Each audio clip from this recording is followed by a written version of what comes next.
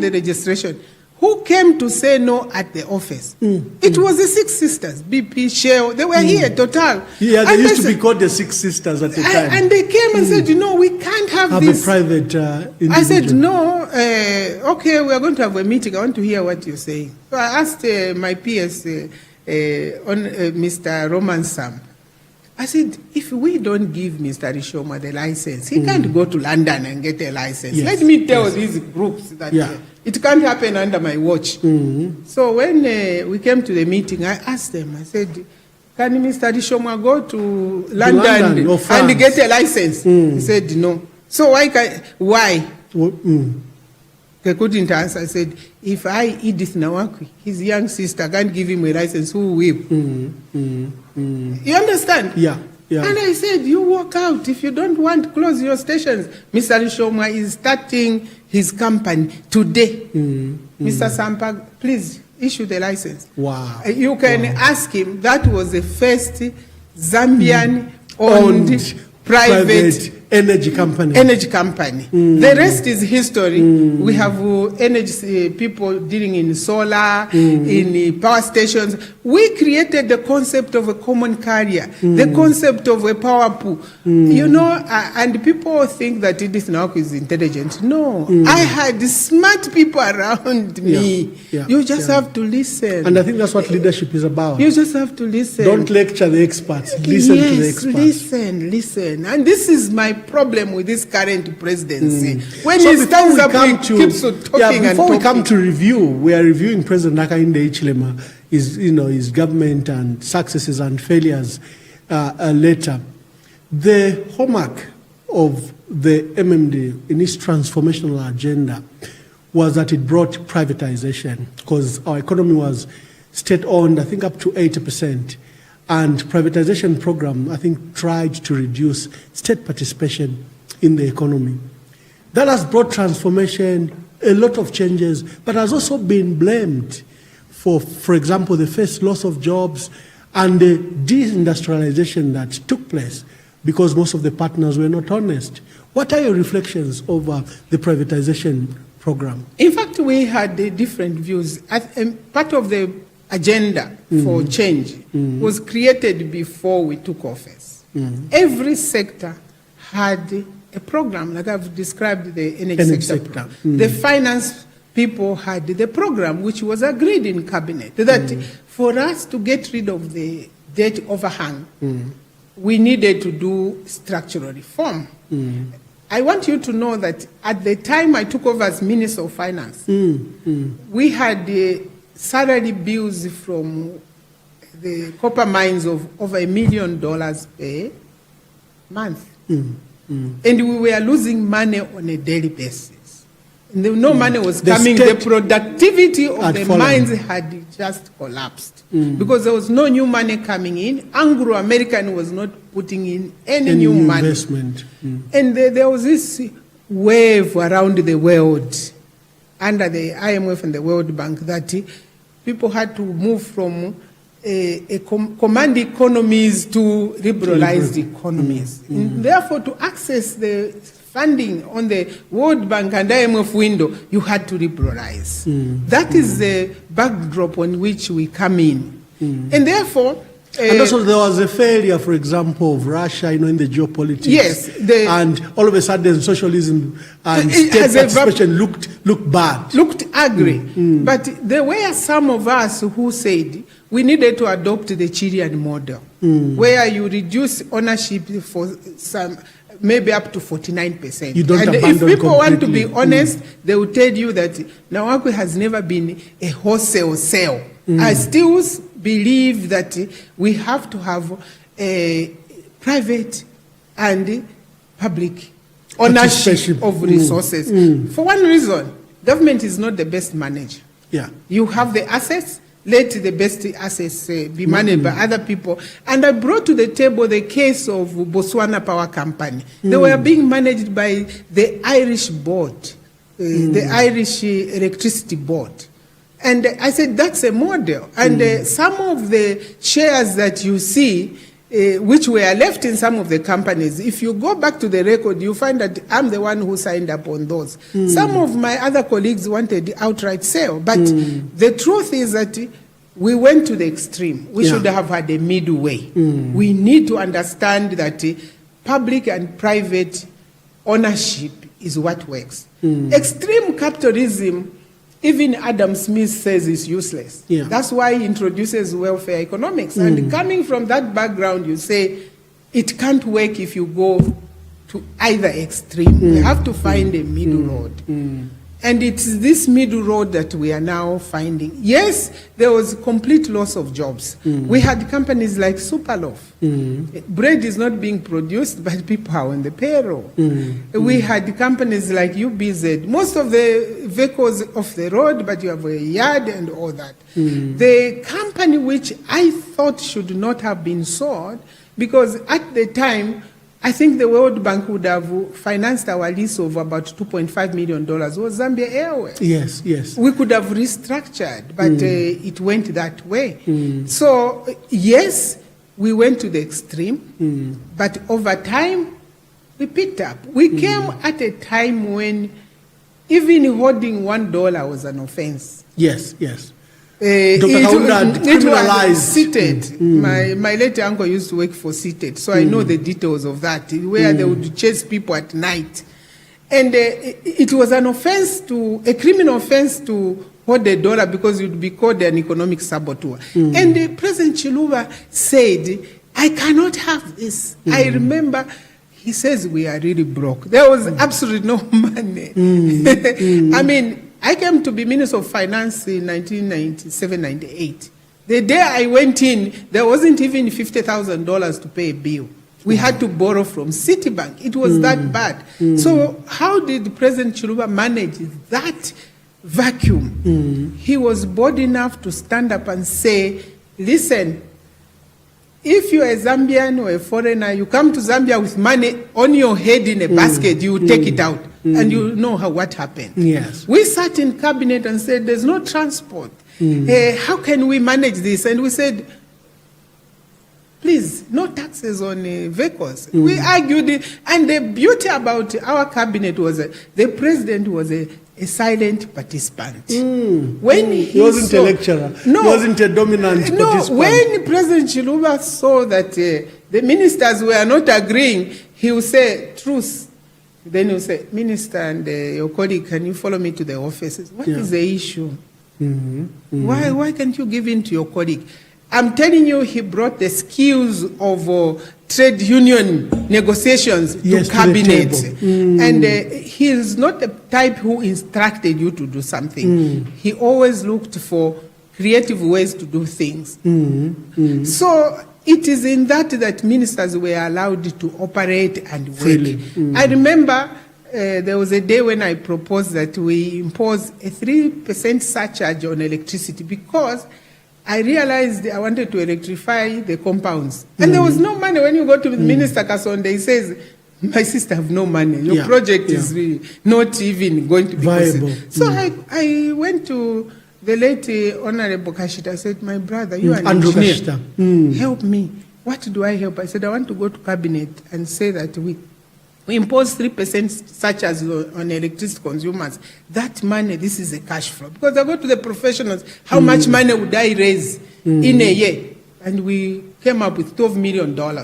This is enough for me to electrify all the townships and markets. And because at the time it was normal for Chawama Kanyama not to have power. Yes, so and how am I going to do it? I'm an energy economist. How am I going to do it without money? I have to be creative. The only people I had to convince was not the chairman of cabinet, but my colleagues. So I recruited the Honorable Kashi. And when I argued, they said, no, you can't work, people will riot. Honorable Kashita said, let my sister try this. Minister, it's just an SI and we go. And with that, I didn't have to wait for $12 million to be in the coffer. It was a cash flow. I took to ESCOM and said, at the end of the year, we'll be giving you this much. Can you help us electrify the markets? And within 6 months, abracadabra. We had markets all over the country. lights. That well, Yes, you know that I worked in paying the provinces, in Eastern Province, and I found this Nawakwi tall light. They call it Nawakwi light, and it hadn't worked. I think. Can you imagine a little girl at that time convincing the CEO of ESCOM, such a big utility, to actually work with a young girl who's a minister? What is the issue? It was nice. You know, I look backwards and really admire working under elderly persons who could mentor one. We had people like Uncle Simon Zukas, Walker Shita. You sit with them, they tell you this doesn't work. And one key person in what you see is a bright journey of Edith Nawakwi was ABC Chikwan. Yeah, Honorable Chikandra, yes. He was at State House. When you took a memo to cabinet, if you want to present a good memo, consult him off record. I see. You were advised. And he took special interest, making sure that my work was conforming with cabinet requirements. Because sometimes it can be rejected on procedure. Of course. Or even on language. None of our memos from our ministry where I sat was rejected, because I had people like Mr. Roman Sampa, a seasoned civil servant. I mean, those people still are around. They can help this government. They are non-partisan. They will tell you, Minister, you want to do this? This is our advice. If you insist, they will tell you, we are going to inform Mr. Adamson. And by the way, Mr. Adamson is our boss. Secretary to Cabinet. But the Secretary to Cabinet has a boss who is also your boss. So, you know, him and us will beat your steps. You had no way of ignoring professionals. I don't know these ministers who have now become the owners of ministries. I just laugh. That's why they are making so many mistakes. A minister is not a signatory to a checkbook. He's a policy maker. The handbook is very clear. Maybe they've even bent the handbook. So our time was very good. You credit MMD with the good things and the bad things, but the core of it was that the chairman of cabinet was not an all-towering person. He allowed us, he would say, listen to the minister, listen to each other. And when he couldn't bear the noise, he would say, I think it's time for us to have a break. But you know who is going to go for lecturing. Yes, it's the two protagonists. Yes. May I understand what the issue is? Let's walk to your opposition politics. You were a cabinet minister. I think you rose against intentions by your boss, President Frederick Chiluba, to apparently go for a third term. And I think it resulted in the culmination of you now forming a political party. I think there were two major ones, Heritage Party and FDD with General Tembo. Then you participated in elections, I think, in Munali. You won with a landslide. Your opposition work in politics. Just speak to that. Up to the time now, you meet President Hakainde Hichilema in 2006, because then we begin to narrow down to his reflections as a president and as a leader. You see, we had the first term of President Chiluba was excellent. The second term, I personally, I don't know about others, felt that the people outside cabinet had begun to interfere in the management. And this relates to the management and sale of the mines. I think you recall that at some time my late brother, the Honorable Penza, was removed and I was put minister. And I got to understand the behind-the-scenes operations in the management of the transactions. There were people like late Francis Kaunda, so rest in peace, who seemed to be stronger than the ministers. I think there were a couple of times that there were flares between himself and my late colleague, including myself. He's not here, but in his book he portrays me as a villain who even wanted to privatize the mines on one side. But this is Francis Kaundanda's book, Selling the Family Silver. Yes. And I recall one afternoon I called him because we had agreed at the Paris Club that when we come back, we were going to have a reconvening of the Kafue Consortium. And by some surprise, I woke up that day, everybody was away, Mbazima. Everybody who was supposed to be in the team was conveniently out. I was the only one left. Not president. I ended up giving it to 9 vice presidents. And yet we had made a commitment in Paris Club that we were going to do it. So when he came back, I called him and I told him that as an elder person, I didn't expect him to undermine the minister and the country in that context. And I understand why he writes like that, because I'm probably the only one who saw his tears, because he says, you are my daughter, you can't be talking to me like that. I said, no, but you are undermining your daughter. This is about the country. And you conveniently leave the negotiations, and you know you are the key person. He was a chairperson. So we leave that. And then the second term of our presidency and our government was not very smooth, because we have a time 1996 to 2001. Yes, we had a time when the International Monetary Fund and them, they packed their bags and went as usual. They said that there were 2 issues: torture of my late brother Edith Mwamba and burning of after the coup, 1997 coup. Yes, but it was about the mines and other factors. Well, they wanted the mines. The truth is also there was torture in the police. And the Honorable Malambo and myself, we went to the States and they admitted that yes, there was torture, because the Zambia police are a brutal force. Are a brutal force. That's what the British left. So give us money. I even produced videos of inside the prisons. I was very transparent. You know, when you are open, people understand. And they said, oh, we understand. Then deny what do you want? I said, we want to governance money for the police and the judiciary. I think later you see some facilities such as the new Chikwa courts. It comes out of that. But on the burying of President Gaunda, we told them at the State Department, when do you think, if we're going to go back to the archives, when do you think my colleague Malambo and I will be presidents? We are here. This man was in the office for 27 years. And you are insisting, you Americans, you change governments every 4 years, but you want Africa to be having... And I said to them, which they remembered, when my president said that he wanted a 3rd term, I reminded Ambassador Carson and Susan Rice then that what will, if they say that President Kaunda should be allowed to come back, what would they say if President Chiluba also wishes to come back? And I'm telling you, when it was 3rd term, they were the first ones to come and say, Minister, you were right. I said, now help us. Help us now. That's what I told you. So now there's this fight for the 3rd term. And we have to stop it. Because we gave to ourselves only 2 5-year terms. To each it's president. A covenant. It's sacrosanct. So we can't break it.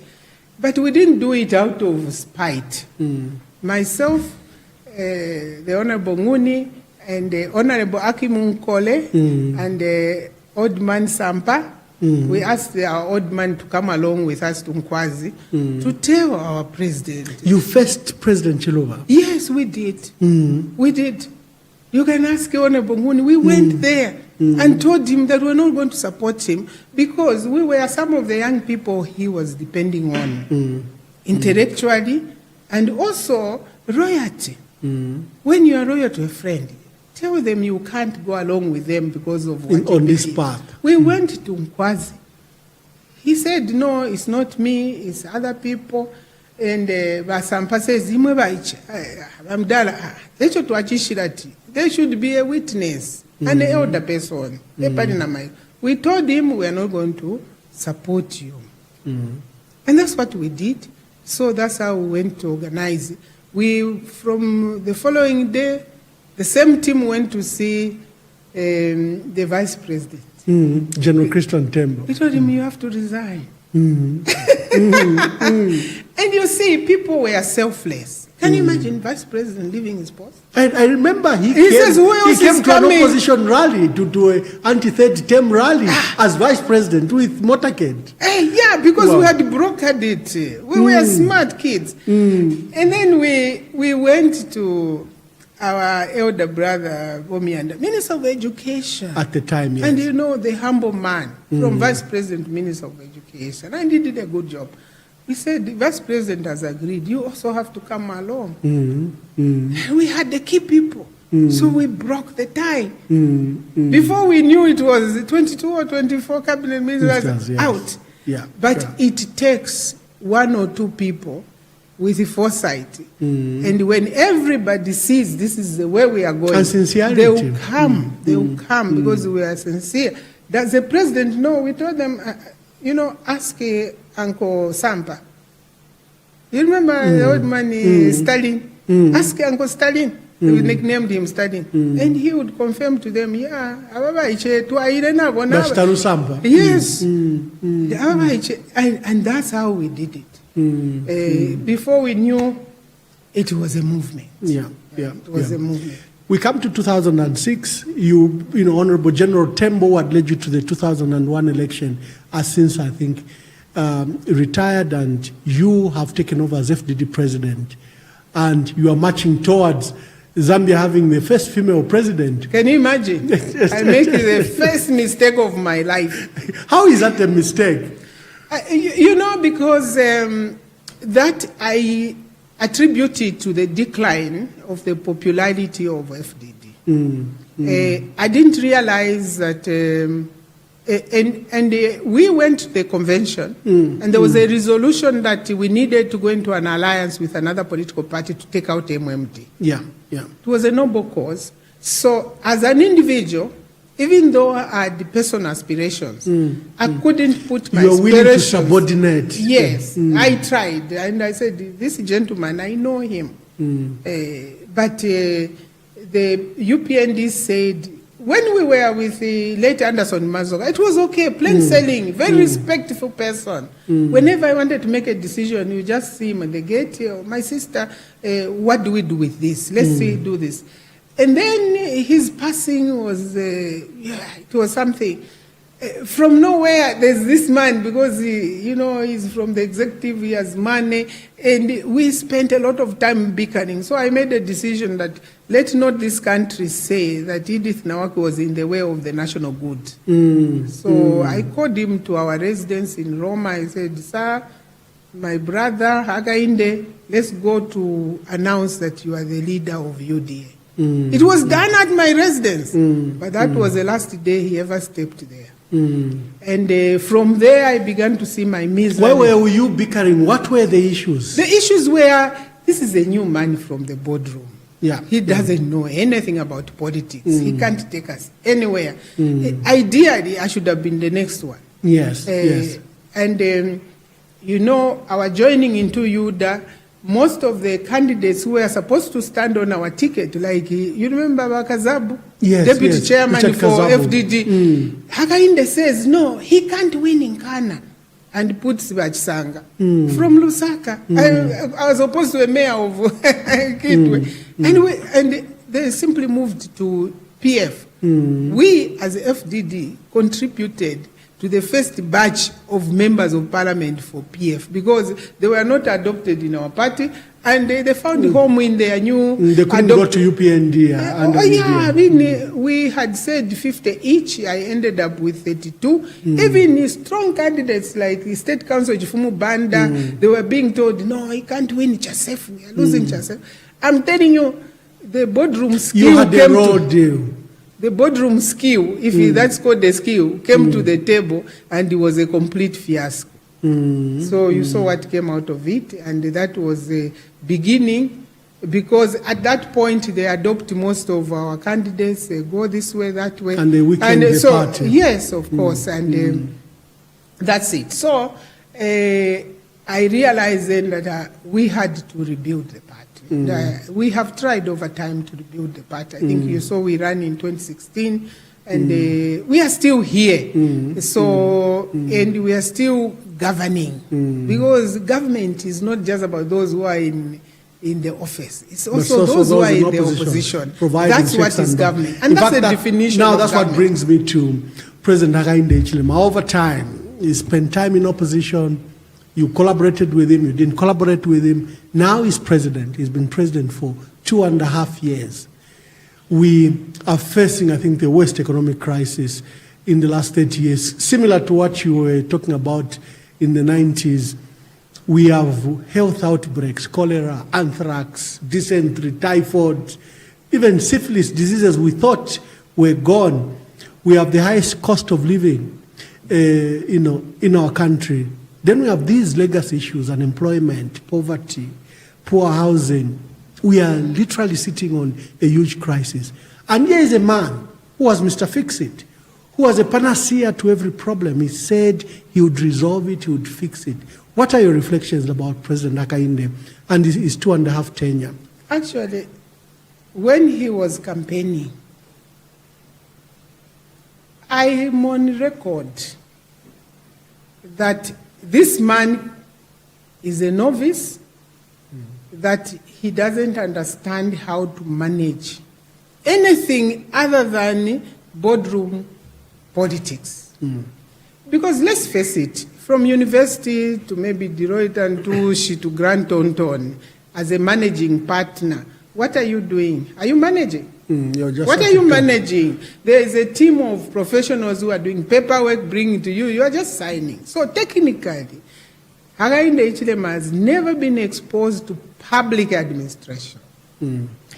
So when he says he's the Mr. Obama, that's far from it. Just tell me one. I mean, I can tell you that I've worked at North Mid Market. I've been a public servant. I know general orders. I know what a politician should and should not do in government. One of the things that a politician should not do in government is to take a pen and sign on a checkbook for the state. I know that the job of a president is not to approve every payment, but he's running this country as if he were running Grant Thornton. So when you say what are his reflection, go back to what I have said. I think it's fair to say that this was a mistake. His coming into office is a major political accident for this country. And we need to find a way out of this accident. Because he comes in not to save the people, but to save his cronies, himself, his family, and his friends. I don't understand how you can actually go to bed and have a peaceful night when he hails from Grant Thornton.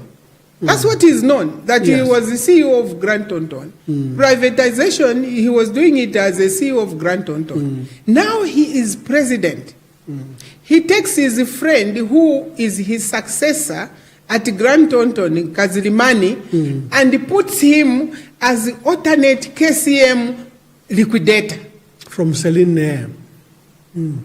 You are talking about Celine Nair. Celine Nair is just an employee of the Attorney General's chambers.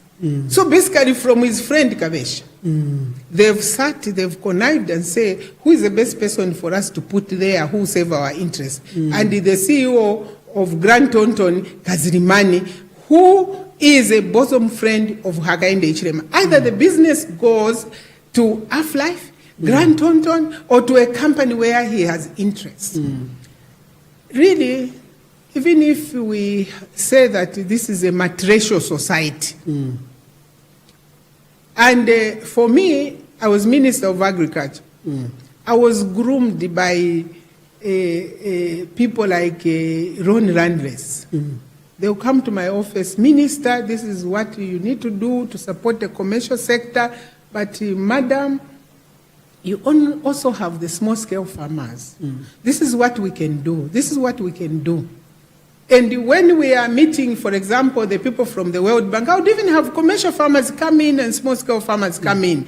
And because we have agreed as a team, we would be talking the same language. This is what our people need. This is what we need. We just need good policies and that. We have wheat in the silos, but Minister, you've allowed these people to import wheat. And then I go to them and say, no, first buy wheat from my farmers. You see that you are working without self-interest. But when you are a corrupt leader, you put policies in place that only save your interest. And I don't understand how we could have a non-Zambian. So I'm not saying that this country, I've said that I was groomed in the agriculture sector by people like Charles Harvey, Ron Landres. You know, who tell you the commercial sector can go this way and this is what we need to do for doing this. So I am a believer of Zambians who were born here. They are our relatives. They can't go anywhere. So I would want to see Charles Harvey to be a board member of Mpulungu Harbor. You understand? It's not like we are short of Zambians who can because on Mpulungu Harbor they brought someone from Brentes Foundation from South Africa. The people who funded him. Can you, Ambassador Mwamba, be a chairperson of South African Brentes? No, not at all. You can't. But this is inferiority complex. Hakainde is suffering from an inferiority complex. That's why he has populated his office at State House with non-Zambians. And not only non-Zambians, people who save his interest. Because Anglo-American, they looted our nation. They made their first dollar here. They wanted to close the mines.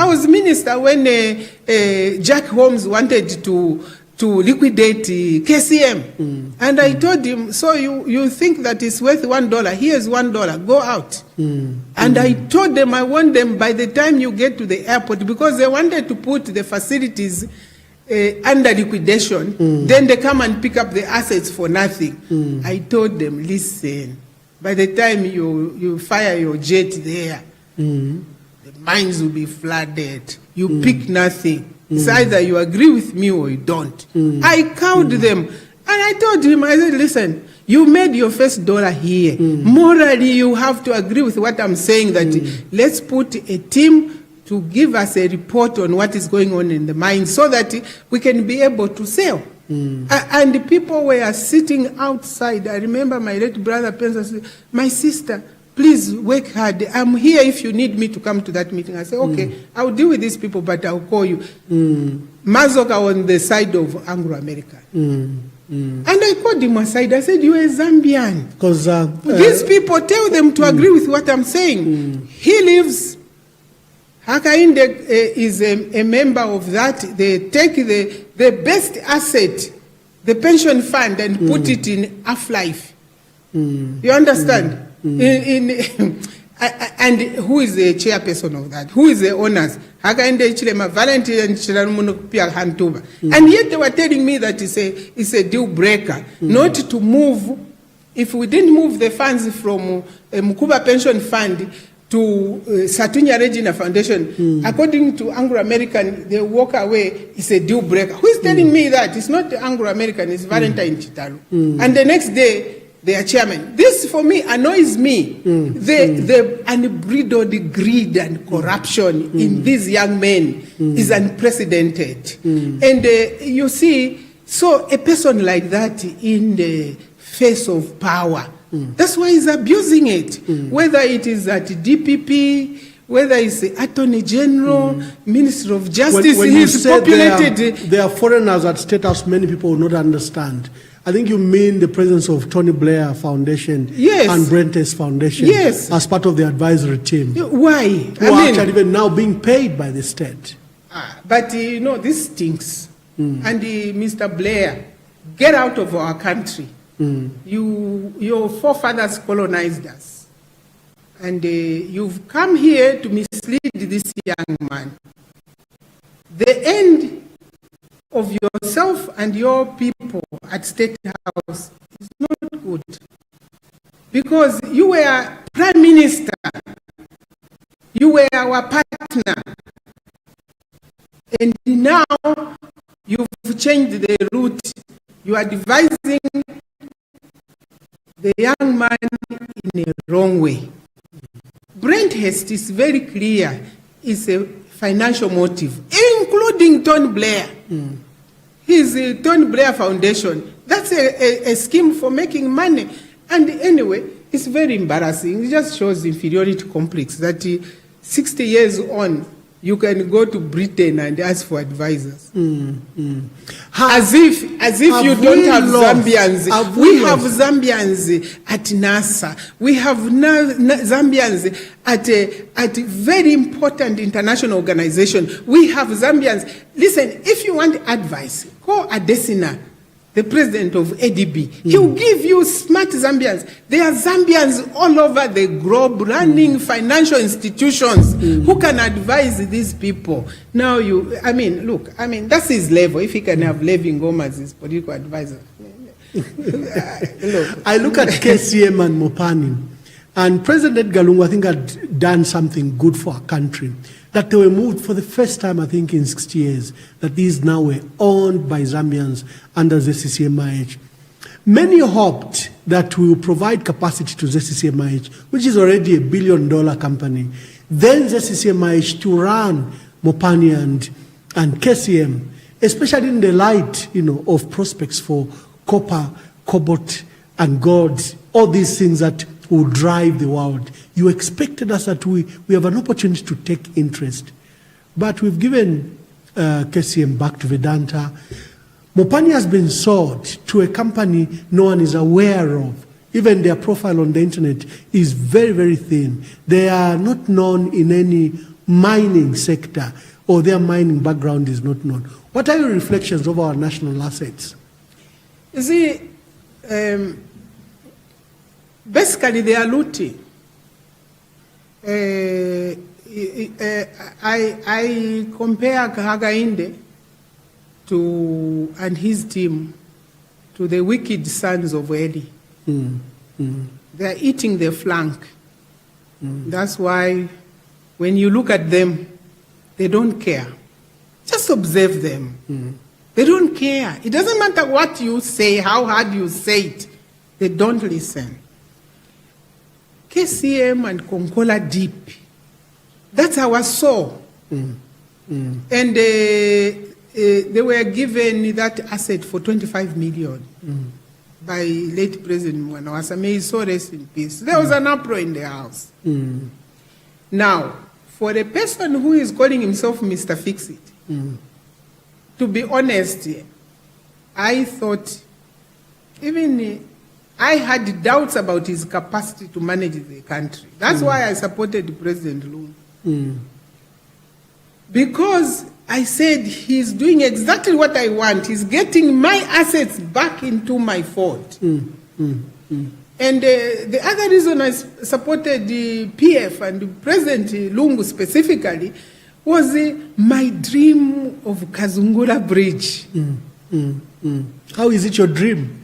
Because when I went to Japan under TICAD 2, President Mohae called me and said, of Botswana, yes, at the time. He said, President Chiluba is not here. My sister, Minister, is it okay? I'm seeing the Prime Minister that I can say that the two countries want this bridge. I haven't called my colleague. Do you think, I said, please go ahead, I'll brief him. And for me, when the money for the studies was put, when I came to brief my president, he says, oh, wow, I'll call my brother. And that's how it started. Because you create something like an illusion, and you see it happen. And I said, I wanted to be president so that I do that bridge. And this man has done the bridge. He is my brother. He has taken back KCM from these crooks. He's my brother. I want him. Because I was looking forward to a day when Zambia has enough money. And you see cash is not something you have in a pot. Cash is your intellect and the physical assets you have. Right now, KCM is cash. Yeah. You can package. The problem that I have seen is that these people don't have people who can package projects. You can package KCM and raise money on its own. Suez Canal. How many billions did they raise to expand the Suez Canal? Over a narrative. Yeah. Yes. Did they have cash? No. No. You just have smart kids. I said earlier on that I raised the $12 million per annum for electricity, including the road fund. That was my brainchild. We increased the price of fuel. When we reduced, I said, sir, may I have this curtain quatch? And I remember a minister, and please, because my idea was that fund, we should open up Nabwadia. And then when I went to China to negotiate for debt rescheduling, I told the Chinese government, I said, my friends, may I have equipment for ZNS? Meanwhile, I have fuel here. So I can pass fuel to ZNS and ask them to open up rural areas. I may not be smart, but at least creative. And you need a president who can have a creative team around them. Because Mopani is a liquid asset. This day and age, you don't need people coming with bags of money to put in your mine. You just need to be creative and raise that money. I made a statement that with the problems that we are having, climate change, weather, and the hunger in Zambia, please go to the African Development Bank and get emergency agriculture financing. President of FDD came here. What did they get? $5 million. And I'm sure that's what President Desina can take out from his base. Because if he has no document, he can give you $150 million. It's there, it's free, it's a grant. But who in that state house, can Mutolo sit down with his staff and do a proposal for funding? I'm telling you, President... Do you think that over the years there's been a degeneration, for example, of intellect leadership? I think the best brains seem to have left the politics, and the issues of merit doesn't arise, and the people sometimes that occupy these positions do not realize the importance of using technocrats. I'm saying this because you have President Hakainde Hichilema, who's very educated. He comes with his education, but if you look at the number of people that are packed at PSMD, fired or dismissed or packed on their sessions that they were hired by the Patriotic Front. Imagine the waste of first inherent skills, institutional memory, and just the skills, because it takes a long time to educate these people. Yeah, you know, it's not like this country is short of brains. It's short of children who can sit down and do a proposal. I have interacted with professionals like young Chulu. She was at COMESA, assisting the head of COMESA. That's your contact. That's your network. She's doing packaging of projects for ADB, for this, for that. That is the person you need to be the assistant to the president. But then you have children who have just graduated out of universities. They are our children, all right. You say this one. And there's nothing they can offer you. Dr. Musokotwane, he understands what I'm talking about, because there are a lot of grant funds in the world. A lot of them. You pick weather, you pick this, you pick HIV, AIDS, you pick women, fistula, or whatever. There is money. Even equipment, you can get it. If you're a friend of the Americans, you can go to the American ambassador and say, every year in America, every 2 years, they mothball equipment from hospitals. They just need to organize transport and bring scanners here. But if a minister goes to China to get money from the Chinese government to buy surveillance equipment, if the president himself gets £1 million from the British High Commission to do something else, totally away from his core business. Can you imagine £1 million could buy us 4 or 5 CT scans at UTH? If you say to the People's Republic of China and say, our friends from the East, we don't have MRIs. You built Levi Mwanawasa Hospital. We don't have PET scans. Are you telling me that our friends who have been so generous can deny us that? But their focus is different. Their focus is their pockets. Even when they do legislation, it's about themselves. The reason you have an unbearable offense for cattle is the major beneficiary of that is himself. You understand that? He's a major beneficiary of that. You and I don't have heads of cattle which can be. If you wrestle 2, 3. Yeah, you're speaking to the new law that was passed an amendment. Yes, who's the beneficiary? Why just cattle? Why not chickens? Stocks, why not dogs and cats? Why just specifically cattle?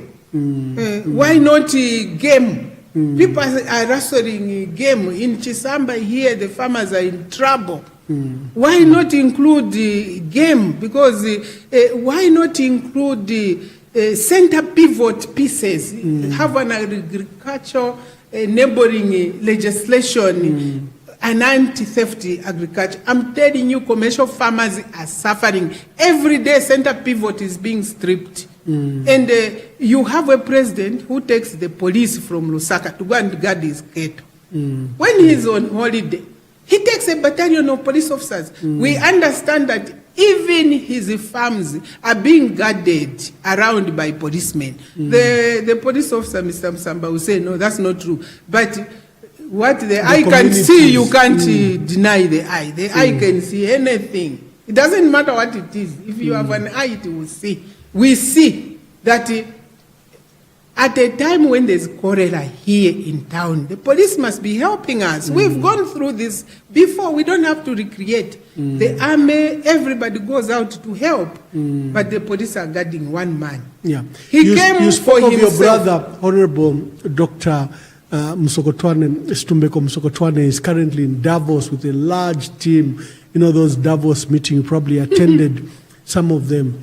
But he gave incentives to the mining sector. And his motivation, what he has taught the country, was that because there's a target of 3 million metric tons of copper that should be mined. But that has depleted domestic revenue for government and for ourselves. And now you see ZRA punishingly very hard on persons, you know, that are running businesses, small businesses. And do you think these incentives are necessary? Actually, if you read the African Confidential or some report like that, they are saying that his forecast of 3 million won't happen. Even the mines themselves know. For example, he's given Mopani to this obscure company, and I want to say clearly that it is so-called registered in Dubai. It's like an offshore shell company. The real owners are Americans. Those Americans are holding Zambian bonds. And these are the people who have refused to take a haircut. You understand that? If you say, why are the Chinese not forthcoming to play the roulette? They can see what is happening. They are more intelligent than us. Even if you get surveillance equipment from them, they survey us more than the people who are the owners of this obscure company. When you look at that Dubai company, you see a small company with maybe $300 million registered. It's being affiliated to a bigger company. Yes, again, even it has a bigger company. That bigger company is one of those bondholders for this country. And they are the ones who are refusing to actually give in to what the IMF and the Chinese would want for there to be debt rescheduling for Zambia. So now, if you give your friends that much, you give them more money, then you go to the Chinese and say, can you debt write off? These people are refusing to even help you, you are even rewarding them. That's the mentality of Hakainde Ichilema. So, when you talk about production in the mines, the mines are in private hands. And some of these mines are where the funders to Hakainde Hichilema. That's why they agreed that they give them that rebate. It is not just about the rebate. We are losing almost $3 billion per annum. By the time ECL was leaving, we were getting about I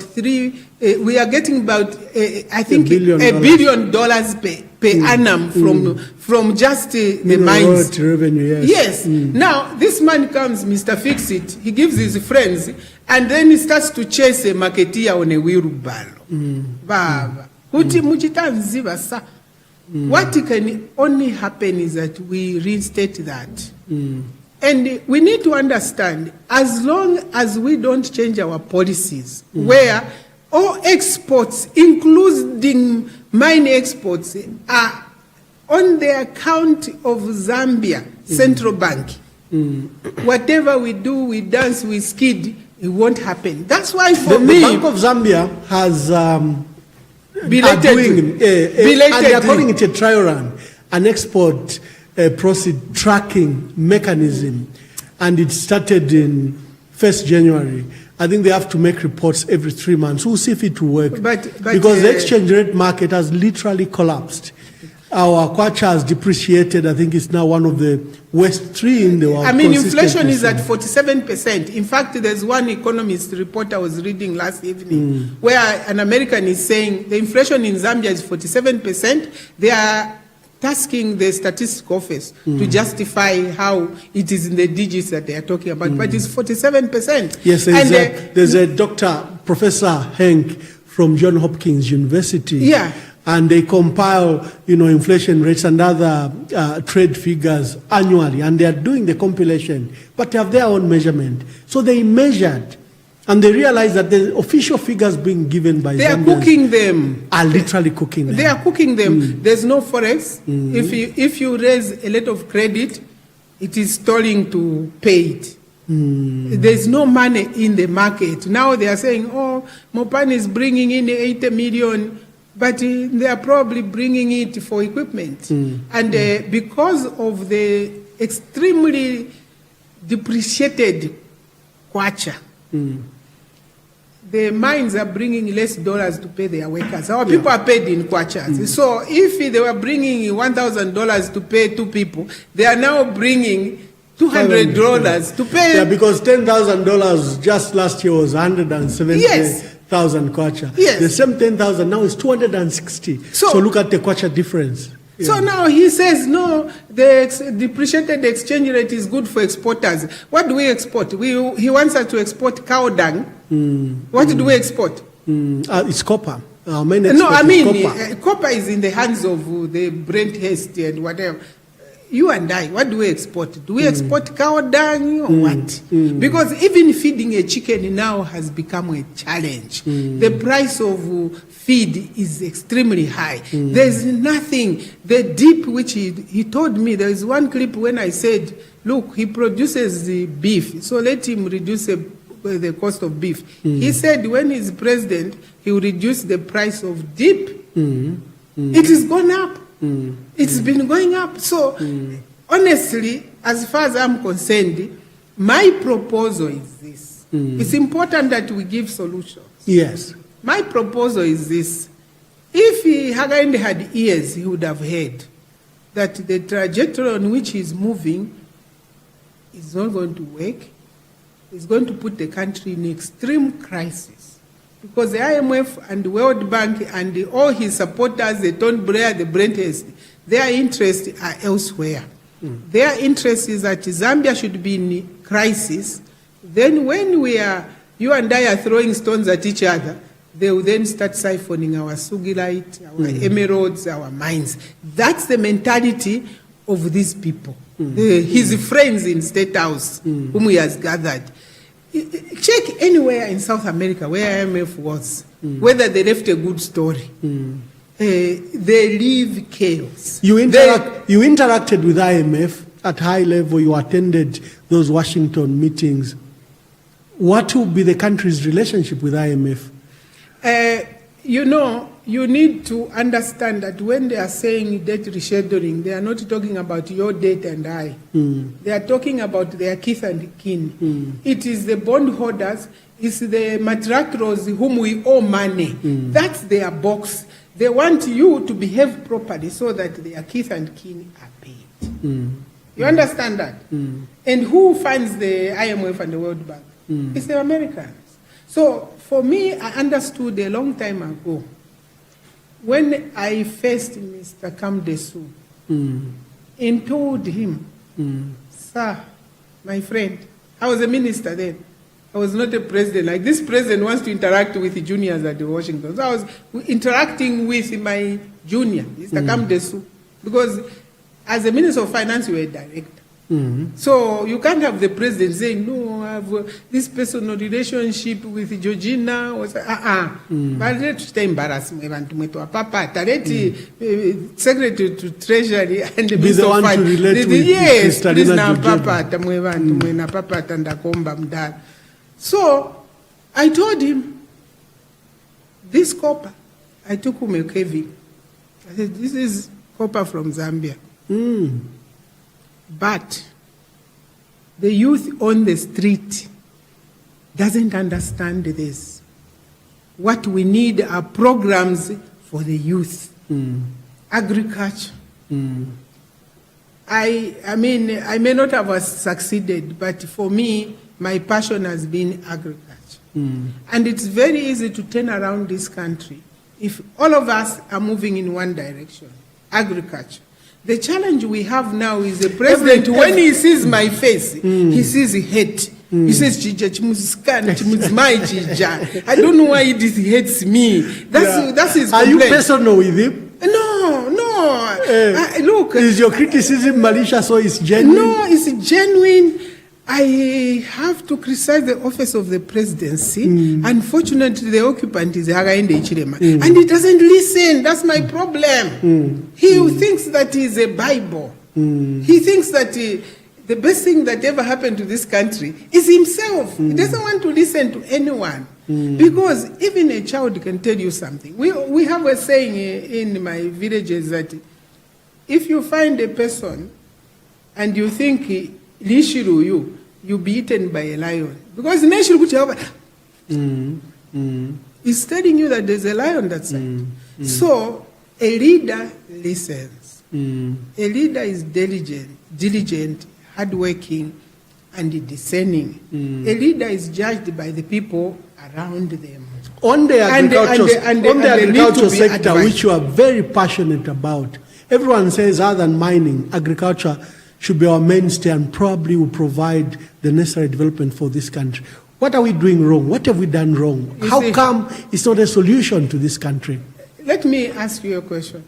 When we are hearing about the privatization for years and years, how did we survive? How did we survive?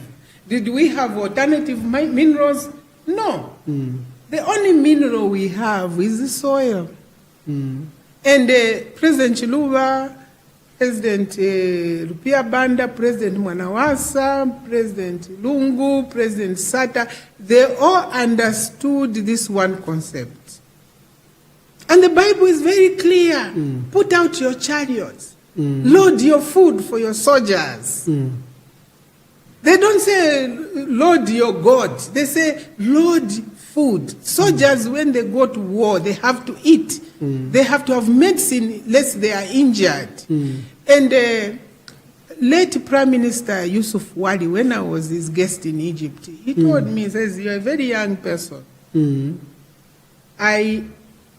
You've been given Minister of Agriculture. There's a special reason. One, you're a lady. Two, you need to understand that the most important ministry in a country is agriculture. And he was chairman of their party, Minister of Agriculture, and the Deputy Prime Minister. And he privileged me with the projects that they were doing. He opened my eyes. He says, in Egypt, at that time, there was massive youth unemployment. He says, let's go to Alexander. Let's go to the bush. They had reclaimed 1 million acres of land and settled educated graduates. And he says not every graduate can be a farmer. Some fail, some succeed. And what they did was they gave each one 2 fedan, which is like 2.5 acres. And they put a house, water, and they realized that these young people kept on going to the city. Then they sat down and said, what do we do to keep them in these enclaves? Because we want to offload close to 1 million of them in agriculture. Then they found the trick. Give them a milking cow. They will need to milk in the morning and the evening, so they won't go to the city. And he said to me, agriculture is not a sector where you need to politic. He says, Minister, let me tell you what I do. After I had toured most, projects, and I found out that the research of the department of the university and the farmers were linked. Because if a farmer picks a diseased leaf, there's an assistant agriculture officer who transmits the information to the next level if they can't solve. By 2 hours, 3 hours, the research department of the university is sending down a solution. And he said, agriculture is not a sector where you politics. He says, this is how I manage it. I call the opposition when we had to harvest. And in Egypt, you could get at that time 13 tons of wheat per hectare. And this is almost a desert area. Yes, they had reclaimed the desert. And he says, you see, I am a chairman of a party, so I need to prop up my party as well. But I can't take money from the treasury and pay farmers. The opposition will riot and say you are doing politics. So I call them to the table and say, what do you think we should do with the farmers? He says, not one opposition leader will say don't pay the farmers, because they will be seen as opposing a good thing. So he says, so the agriculture sector that Dr. Yusuf Wadi was running was an inclusive activity with the opposition. What stops these people from saying, Edith Nawakwi, you've been talking about tree planting. You've been talking about beans growing. Mr. Mutolo, honestly, if I go to livestock, the ministers don't even want to answer phones or see you in the corridors. They are scared they'll be fired. Hey, I am a former minister of agriculture. That's my place. And I'm a minister of energy. Why would you be telling me that you've hired a PS who must reduce the price of fuel, as if that's the reason why the fuel is high? So the way we have conducted our lives as a nation, where when you go, you are an enemy. When you criticize, you are an enemy, is what is undermining the progress of our republic. I believe that right now, in this country, I'm not boasting, I have the best interest of the farmer at heart, because I've distributed free seed, that is soybeans, sunflower, for free. When others were distributing chitenges, I was giving out sunflower seed. Go to Eastern Province, go to Central Province. They still remember. And I said, look, we can do this. We get 2 hectares of land. We give a farmer 1 hectare as a food crop, finance them fully. We give them another one as a cash crop. It could be sunflower, soybeans. These are oil seeds. It could be tobacco. It could be groundnuts. And what we did when we did that program 2013, 2014, we said we are not coming back to take this. Because I wanted to show that people can take off. If you fund them for 2 years consecutively, and you've told them that after the 3rd year you won't go back, I can tell you, you can take now these agro dealers in that area and they'll be able to deal on their own. Right now, sunflower in Eastern Province has taken off. We are getting the most sunflower cake from Eastern Province. People don't, cooking oil processed doesn't sell in Eastern Province. Most villages have pressers. We need to push that all over the country so that people are better off. So when I talk, they say, oh, they call and say, you were there in MMD. Yes, I was there, so I've got experience. What works and what doesn't work. I'm not in government. I'm telling you, FISIP is what we started. I started it. KK, Katereka Lumba, took on it and increased on the volume with a lot of resistance from IMF. Where it is now, it is unviable. And the way Hakainde is pushing it, it can't work. I would rather... What are the weaknesses in the changes they are trying to make with FISA? They use it as a political program. Oh no, we have given 30 farmers seed. When you go down, you find these 4 bags. Wealth creation is at household level. And we can use the institution of village headmen and the chiefs. We get to a village and say, how many able-bodied people are here? Don't say like Hakainde is doing that. In this household, you've got fertilizer, so your son can't get fertilizer. The son is a husband to the mother. No. The son also has a home, a homestead. So this activity should be how many people are in this household, how many of them are able-bodied. How many can be productive. The way President Hassan is doing it in Tanzania, what they are doing right now in Tanzania, and Tanzania is going to be a very large food basket for the region. That's why they are exporting fertilizer to Tanzania. Why? What she's doing is this. She says to the village headmen and the village committee and says, give me people in your village, tell me how many hectares they've done. If you've done 10 hectares, they fund all of it. The government has a certain threshold. They say, if you go beyond the government threshold, we will still support you 50%. Contribution, yes. Your contribution will be 50%. People are doing 30, 40, 100 hectares with that program. And what she has done also is that she has taken young people, created a hub where there's technology for fixing tractors, for everything, and says, who wants to be a farmer? Because she knows some of the young people are engineers. They're heavy-duty mechanics. You can't tell someone who is driving a bulldozer or a tractor to be a farmer. No, but they can fix. So last year, by the time I counted, she was restoring 680,000 youths. That's fantastic. For me, that's my president. I wish I could relocate. But this friend of mine, CEC, 50 kwacha ichi, go and do fish ponds. After ECL left, did you hear the story of fish pond? By this time it would have been, blown up. But how can he do it? When people are dying, he's heading cattle. When people are dying in the Copper Belt, he's in Dubai, he's selling. What he's selling? He's selling it to a non-descript company. What is wrong with the Minister of Mines going to Dubai and sell?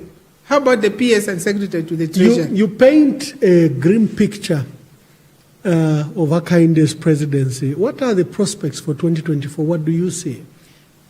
I am saying to my relatives, fellow Zambians, we made a mistake. This was an accident. We need now to say, what do we have?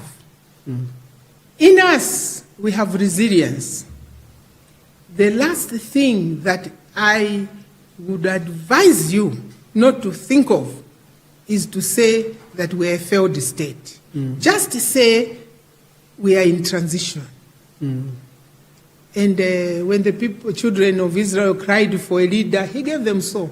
But he still knew that there was a David somewhere. There's going to be a David somewhere. The story of Hakainde is the saddest chapter for our country. As far as I'm concerned, he's finished. And all I'm asking Zambians to do is that preserve the peace. Preserve the peace. I know the prices of mini meals are high. I know you could easily think of the worst times that these countries have had, the 1987s. No. This is our land. It's a land of peace. Zambia is oasis of peace. And Zambia is the pulsating heart of Africa. We cannot afford, as a nation, to lose direction because of one man who is disoriented, who is angry, who has no power of discernment in him, who who is giving our country to the foreigners. I so listened. My advice is that before Zambia you give that advice, I listened to President Nakainde's last press conference, in which he literally was summarizing his stay in office in the last 2.5 years. He spoke for almost 5 hours, and he gave a glowing picture of his leadership and this country. He cited what he called were successes, free education, CDF, that he has brought peace to this country, while you are pleading for peace, that it should be kept. He gave this glowing picture. Is that a reality? What do you make of that when you hear him speak? Ambassador, do you read the Bible? Yes. Can you tell me the story of Herod? King Herod, yes. Can you tell me the story of King Herod? You know his attributes? Anger, insecurity. And when Herod is angry, you don't see it. He says to the 3 wise men, "You have come to see Jesus, the king. I would also want to pay homage." Was that true? No. He was lying. He wanted Hakainde Jesus is a killed. liar. Everything I see in Herod in the Bible, I see in this leader. And therefore, the attribute of Herod was, "Sing for me." And people start singing. What was his end? You read. You're an avid reader than me. Tell me the end of Herod. Tell me. Consumed by anger and self-deceit and ego. What happened? When people stand to pray, and you have prayer singers around him, exact replica of Herod. We are in Herod's time now. So when he stands to praise himself, I pity him. I say, let's pray for him. Maybe he can see some light. Maybe he can see the humility in the people who built the wall. You get people together, stand and defend the wall wherever you are, because you form the barrier. Because now we are under attack. The wall has fallen. We are under attack. So each one of us is a resident under a city without a wall. We need a leader. We need a Nehemiah. And when he stands to literally utilize himself for hours, I weep. I weep and say to myself, in his own infinite wisdom, as we say in Parliament, God gave us his son, Hakainde Hichilema. But he gave us the worst son, Herod. And look at what is happening across the board. I was talking about the DPP. This is his lawyer. These are the people who were defending the suspected treason case. Of course. And his DPP. And he's issuing fiats like someone on the street is issuing something. And you go to the courts of law, those of us who go and sit and listen to the indictments, you weep, because it's as though the DPP doesn't exist. I have been a regular visitor to courts, Chikwa courts. You remember, for a long time, I've never, ever found a situation where literally their justices have to help the prosecution to amend the cases on the floor. You see that? It means the DPP is non-existent, because the job of the DPP is to cross the T's and dots, because by nature of his job, it's a solemn job, sending people to the gallows. So he needs to concentrate, but he doesn't. And I ask Hakainde himself to go incognito in some of those courtrooms, sees the mistakes which the NPA is making there, because their DPP is sleeping, and he's sleeping only because he's a friend of the president. Look at the mistakes at Parliament. Your sister, your young sister. When I was in the house, and I always say this, I believe we have a finest lawyer in the house. But that job, because she's bidding for Hakainde Hichilema, she has thrown the rules to the wind. When we were members of the house ourselves, we used to be told by late Speaker Nabudiato, Dr. Nabudiato, he says, the Speaker has no ears. When you try to draw him into a discussion, the Speaker has no ears, no eyes, I didn't see. Someone has to stand and say, Mr. Speaker, point of order. Did you hear what so-and-so did? If it is heinous and injurious to the dignity of the House, it is referred to the privileged committee. For that privileged committee has the leader of the House, the opposition, and eminent persons from government. They make a balanced decision and send to the floor of the House for the Speaker to rule on it. They actually rule on behalf of the Speaker. The Speaker is just a spokesperson. The committee has said, you are going to be sanctioned like this, like this. Now, this Speaker of ours, she behaves like it's a classroom. Get out, get out. And unfortunately, our members of parliament, they don't understand their rights. Me, if I were to be sent out like that, like a little child, not even my granddaughter can you send Namonje like that. She will say, no, grandma, I don't want. I would walk out with the mess. And you and I understand the implication of walking out. You send out 18 MPs out, they march out obediently. Honestly, I walk out with the mess and see if she would continue sitting. Maybe she would sit because she may not understand the implication of the mess being lifted from there. It means you have fallen, Madam Speaker. So the excitement of being in a parliament, in government is not there. I recall days when we used to be young and in that house. We went there as novices. We didn't know how to run parliament, but we spent our times in the library. When the Honorable State Council, Malambo, Silwamba start to speak, you could hear a pin drop.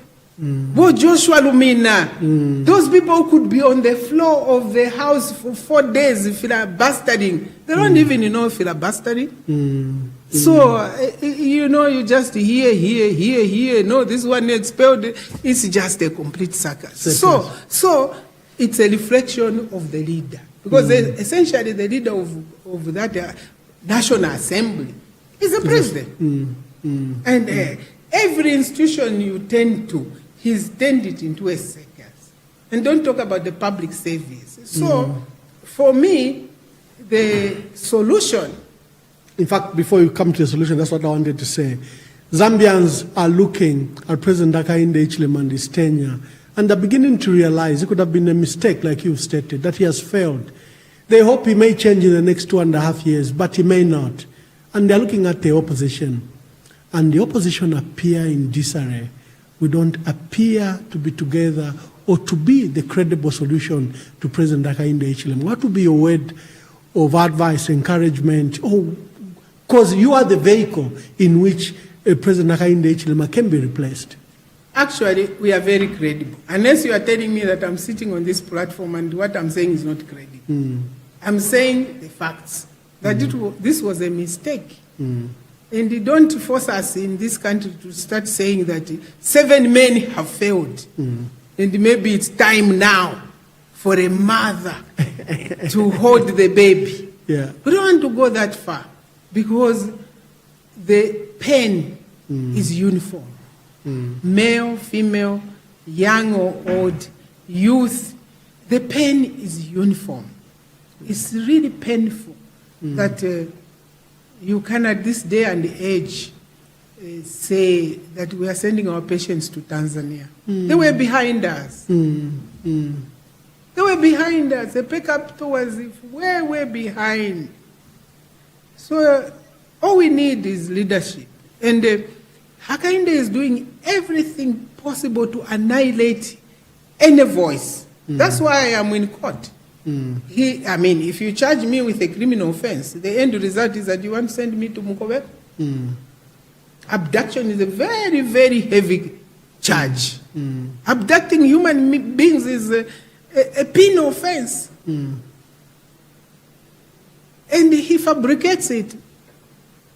And his DPP authorizes a fiat. So they've created institutions around themselves to muffle and annihilate the opposition. Now, when that happens, we are back to 1990. I'm telling you, we couldn't organize. We started the Chachacha welfare, where I'm here and I'm there. There were no phones. There was no online streaming. There was no WhatsApp. So the more he doesn't see what is happening, the more surprised he's going to be. Because he shouldn't think that he's very smart, using the Inspector General to... In fact, it's good that they think that we are not campaigning. Me, I love it. Voila, I love it. Because that's the art of foolishness. And I hope we can read the art of war. You need to know what your enemy is up to.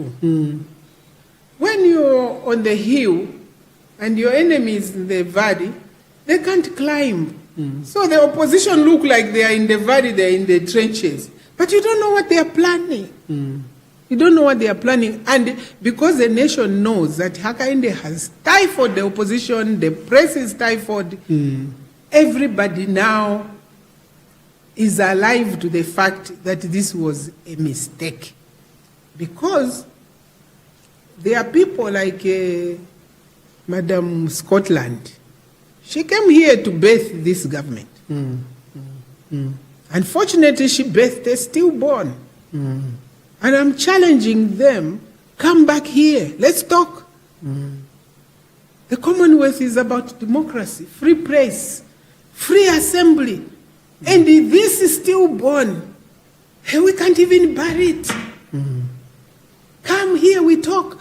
The Americans, their mantra is free press, democracy. Is this the democracy that Biden wants? I mean, shame on Biden that he is sitting in America and watching a catastrophe forming in our country. And they're quiet because this is their brainchild. They clapped, no, because he doesn't like the Chinese.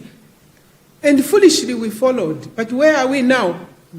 We are back being given to my $15 million when others are getting billions of dollars. There's no African country which is developing without Chinese money. Now, that kind of lack of foresight is King Herod once again. Yes. And there are many like that, Nebuchadnezzar, all of them. They're a group. So they think they are in charge, but they have nothing. They'll be consumed by worms. And for me, when you say, what is the way forward? In 1990, did we ever think we could unseat Super K? No, not at all. Not at all. We started by saying, totally we small people in the market. Because, even when I look back, Dr. Kaunda was this statesman, global statesman. So strong. Respected in Washington, respected in Moscow, respected in Peking at the time. Was a frequent flyer to London. And to see that the people rose and replaced such a man, So now, if you consider the love of the nation of Super Ken, and the greed in Hakainde Hichilema, is it difficult to replace him? No, not it's at all. not. Because Keke was selfless. People have seen despite the greed. His mistakes, despite Keke's fallings and failings. He educated us. He gave us, ZCCM was the breast. For it was the education. And that's the point I made to the people in the West. I said, you people, you even want to take Kabelenga guest house. It's our Camp David. Because these so-called buyers wanted even all the assets, including non-combining assets. I said, but why would you take a guest house where the president has gone and raised? Would you sell your Camp David? So, if you say in 1990, we could whisper in toilets, Now I can do WhatsApp. I can do anything. I can be on air. Is it difficult to remove a despotic leader now? In Africa, we have removed good leaders. Rupia Banda was removed. ECA was removed. We've changed governments which are performing, which are building bridges and airports. What has he built? He hasn't even built one toilet. What is his value? Look, they are singing about Consuls Development Fund. CDF. That was started by Honorable Newton Nguna and Ernest Mwansa. If they really wanted to know how to implement that, they should have called those two people, maybe and myself, or maybe not even myself, because that was a scheme to help MPs take something back to the constituents. Because when I read the budget as minister, and they call me in Nakonde, Minister, yeah, now to Afora Kuna Konde, there was not even one kwacha for Nakonde. So when my colleagues were starting that CDF, it was for small projects in the constituencies. You can increase it. It does not replace central government. Decentralization doesn't mean littering money in the provinces or districts. How I would do it, and I've always advised, is this. In every district, we have a district medical officer, district education officer, district agriculture officer. We even have police officers. Those are the central government functionaries. And by the way, most of them are masters or PhD holders. True. So now, Hakainde's vision is that these professionals out of the way. I'm going to give money to the ward committee, and let's take my ward in Inega village. The only educated person there is my young brother. You give him 40 million kwacha, and they say propose a budget. It has never been schooled in budgeting. What are they going to do?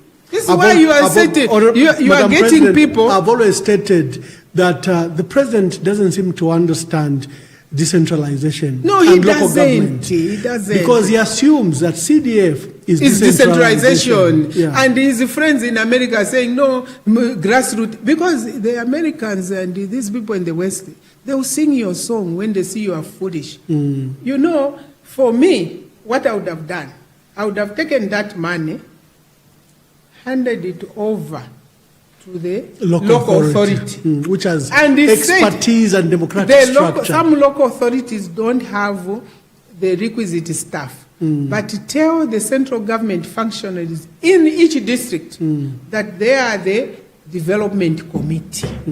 And we did that in Kalingalinga when I was MP for Munali under Zamsif. I did the Kalikiriki police station. I did a number of projects. But how we did them, we got Father Thomas Banda to be the chairperson of the committee. But if we were building a police station in Kalikiriki, we went to the officer in charge and said, please, what facility do you want? Then we went to Works and Supply. Can you provide the supervision and the drawings? And it worked beautifully. So that concept is what you see in the FDD manifesto, that we create wealth at households, but on the platform of professionals. Because if I'm sinking a borehole, I don't need the president to go and sink a borehole in this rain. In this rain, he's running around when he was heading in cattle in the dry season. In this rain, you go to sink a borehole. I mean, I'm former Minister of Energy and Water, for God's sake. You would dig at 20 meters, you find water. It's still in the same vein of the sewage system. So what I would do to have full decentralization is to not create any new institutions. Gather all the professionals in a district. They should be under one person. We have the DC. We have the secretary to the council. I would ask the Minister of Finance and the Treasury Secretary to gazette a controlling officer for each district. Because that's the person you need to subvert that money, because that person is auditable. The only office you need to create at local level in the district is the Auditor General's office. You have an auditor there, and you have a person who is qualified to receive money from the treasury. Not the MP, not the council, because you can't audit them. So if you can call an auditable person who is gazetted, because controlling officers have to be appointed by the secretary to the treasury. So you say you are accountable for this money, and here are the staff who are going to form the technical team. If you want a school, the district education officer knows where that school has to be, the standards and quality, because you have to standardize. If you want a clinic, the district medical officer, but there is also the Department of Infrastructure in the district. They will control the standards. And when it comes to accountability, there's a person who is auditable by the secretary to the treasurer. That is accountability. And how are they working? They have the councillors. They are also in this committee. They have the MPs, they are also in this committee. And each one knows what their basket is. And they will come to this committee. In my ward, they want a clinic. It is this team that is going to do the drawings. And then you don't need to come to Lusaka to get Gary Nkombo to authorize, because I have a controlling officer there. Approved. And I can tell you, you will decentralize the work, because you and I will know that if I go to Shangomba, I can get a contract there. I don't have to start waiting for central government or some famous constituency China doing something. No, the professionals. I'm a believer in the public service, in the civil service, and our children have gone to Birmingham to study masters. What? They are just sitting. They can't even read a newspaper. And Hagainde says that that's decentralization. First, to put 30 million in a constituency, but all other projects have come to a standstill. You can't buy medicine for a district. You can't buy books for a district. You can't build a big facility for the district, because I am the first. I am the first. So that I am the first is the conceited behavior of Herod. It is a mark of insecurity, extreme insecurity. And when you have an insecure leader, that leader is always angry, and therefore you can't interact and have discourse about development. What are your last words? It's been an inspiration, walk from the 90s to date, prospects for the future, and just what your last words are. For me, we have the best country on earth. As the colonialists put it, go to Zambia, there's 360 days of sunshine. There's natural pastures which are naturally watered. There's soil which you can pick up, as one of my Israeli friends said. You can put Zambia soil in your mouth. You put one finger in Zambia, you take out 5 fingers. That's what my friend said. It is the best place on earth. And the people of Zambia are patient. They understand when we, the leaders, are taking advantage of them. They know. There is no anxiety about tomorrow. I can assure you there's going to be definite change in 2026. And therefore, what we need is patience. Because when you realize that you have got a road deal, you don't start throwing stones. You begin to make exit strategies. If you make a wrong turn and you were going to Mongu and you end up at Shimabara, you don't start smashing your car. You come back to Lusaka because there's no shortcut and go on the Mongu road. We took a detour with Hakainde Hichilema and his UPND. We have to get back to base, the crossroads where we left, and take the correct turn. The politics of Zambia have become vindictive because you are dealing with a Herod. Understand that these are biblical times. God, by his own infinite wisdom, from time to time, teaches us a lesson. that in our selection of leaders, we need to be prayerful. We need to have discernment, to ask God that we need that discernment to provide ourselves a leadership that will lift this country to the glory of God. Wow, wonderful. What a podcast this is. Madam President, I would like to thank you for coming to this conversation. And I know that the nation will learn a lot of lessons and they will walk the path of hope and success for our country. I wish you well in your political endeavors. And to our dear viewers and listeners, we were hosting Honorable Edith Nawakwi, and it's been tremendous journey. Until next time, God bless this country. God bless Zambia. Ciao, next time.